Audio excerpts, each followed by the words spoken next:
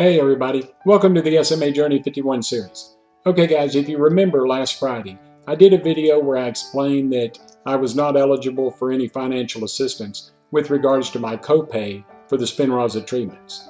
And when I found out all of this information and I did the video, some of you sent me emails asking me some really important questions that I needed to address. And one of the questions was, is there a cap with regards to my copay on my insurance? So I tried calling my insurance company yesterday and sat on hold for about three and a half, nearly 4 hours and never got through to anybody.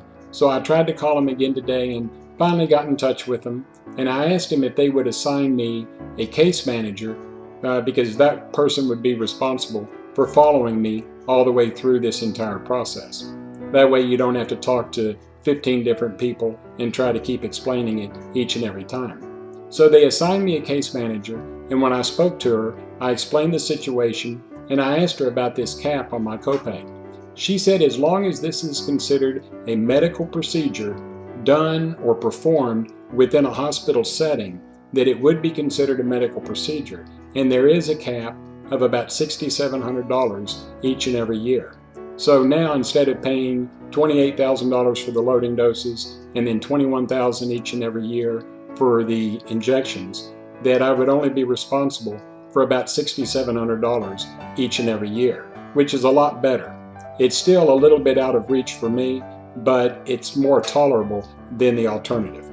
So I gave my case manager at Humana my rep's name and phone number at Biogen, and she's going to reach out and call her to discuss this a little bit further.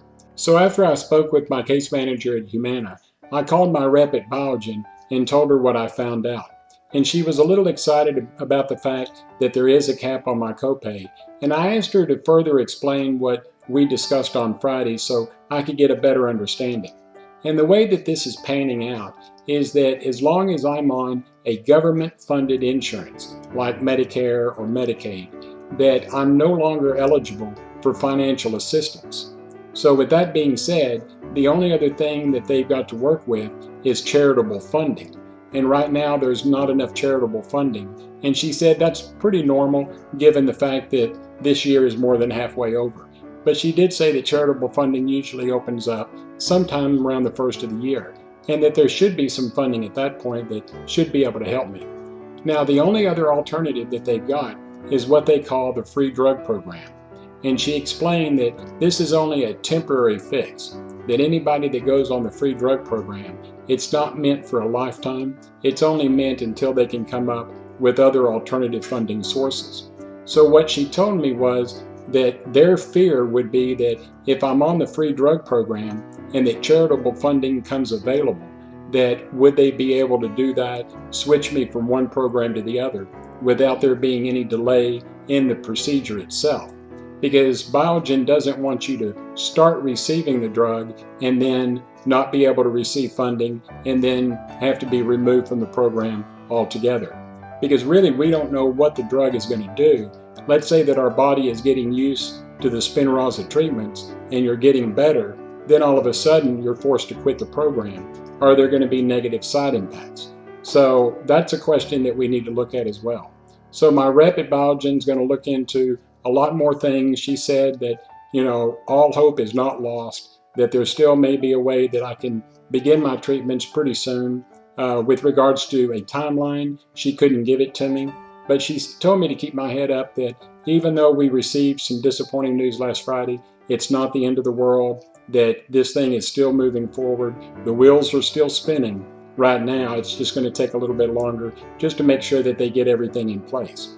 One of the things that she mentioned was that if the hospital or the facility is willing to pay for the drug itself out of their own pocket and bill Medicare, then that would be another way that we could get this done. But right now, I don't believe UT Southwestern is willing to do this. So again, there's still a lot of questions, but I wanted to keep you updated that hopefully things will turn out for the good. It's just going to take a little bit longer than what we had first expected. So I gave you all the information that I know. You're up to date, and as soon as I find out more information, I'll definitely let you guys know. Again, thank you for sending me all of the emails with prayers and support.